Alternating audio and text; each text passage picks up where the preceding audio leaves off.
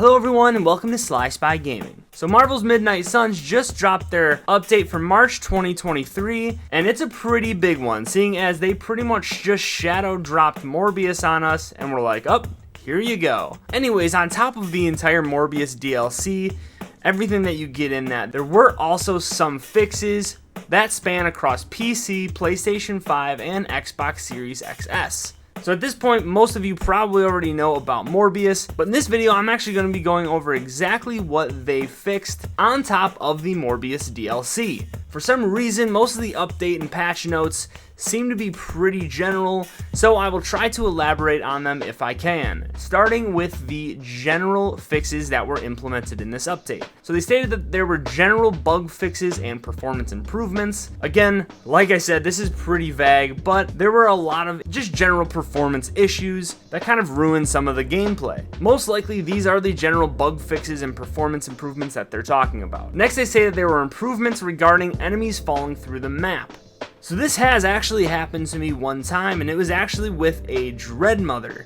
How the hell that happened and how she actually stayed under the map given her gigantic size is beyond me, but it did happen and it has happened. So I'm glad to see that there have been improvements specifically to this issue. Next, it talks about level of detail improvements across all the maps and the Abbey. So I have taken a little bit of a break from the game, but coming back for the Morbius DLC, I did notice that in general, the game just looked cleaner. Again, they don't really dive into the specifics of this, but I'm assuming that is what they're talking about. Next, they go into crash reductions and improvements. This is pretty straightforward. It just sounds like they've tried to reduce and improve upon crashes. The next one that they went into were general audio fixes. Again, that is a very general statement, so they've tried to improve some of the audio in the game. They talk about improvements with physical collisions, which has to deal with either collisions with characters, collisions with static objects around the map. Again, not entirely specific, but they have improved collisions in that aspect. The next improvement that they dive into is texture popping, which if you do not know what texture popping is, it's pretty much when textures aren't fully loaded and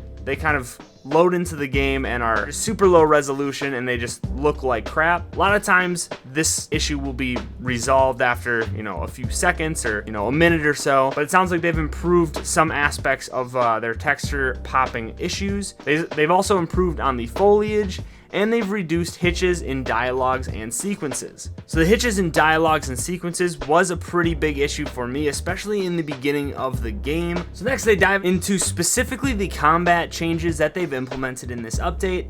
The first being that they fixed the Venom tongue error display. I didn't really deal with this bug specifically, so maybe someone can tell me in the comments below exactly what this looked like. If they have a picture, that would be super awesome. Next, they talk about the offensive rush and say the status effect will no longer appear multiple times in a single encounter, and the UI will no longer display a turn counter. So offensive rush is a card that you would get occasionally throughout missions, and you had to kind of defeat an enemy to get it. What would happen is that it was possible for this card to show up multiple times in the same mission, essentially allowing you to continually stack your hero's offense to insane levels. Next, they added support to missions so that a modifier can be applied to the number of times a hero is KO'd.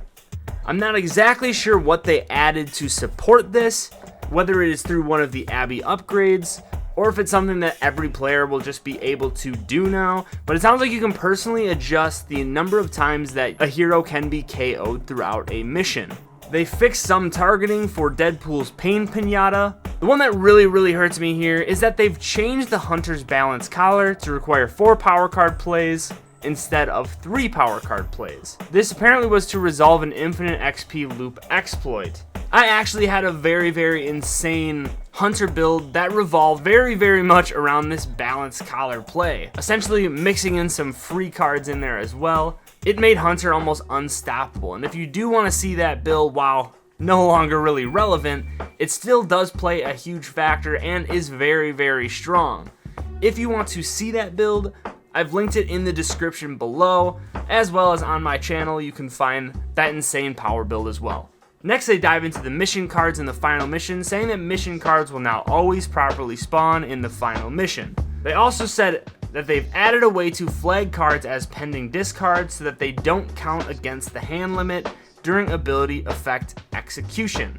And then last for the combat section here is that they say Hex Charge now removes any pre-existing taunt effect on the target. So it might be a little bit of a spoiler here, but Hex Charge is actually one of Scarlet Witch's cards that you can get, which targets an enemy to explode at the start of their next turn for a specific amount of damage. Essentially, and what I'm assuming that the problem was is that if the target was taunted, it would cause them to run over and explode right next to your characters, ultimately making that card almost a disaster to play. Apparently this has been changed, making this card more effective. Last category that they kind of dive into here are the miscellaneous patches that they've implemented in this update, with the first being that they've created and added sort dropdown to ability inventory. Essentially, this is just more of an inventory management system that they've added to the game, specifically for abilities.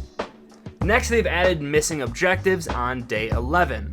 Next was a fix for controllers not working on initial showing of ability choice screen.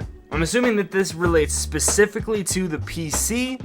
Next, they went into a fix for unfocusable scroll box scrolling in online screens, specifically for console long descriptions. Now, I am a PC player. I do not actually play on console, and so I'm not really sure what they are referring to in this one, but if someone does want to help me explain it down below, someone who is on console, let me know and I can definitely pin that in the comments. Lastly, it sounds like they've tweaked some settings related to low memory ray tracing and Steam Deck auto detect. That about does it for this update video, guys. If you enjoyed, make sure that you hit that like and subscribe button. Thanks for watching. This is Sly Spy Gaming signing out.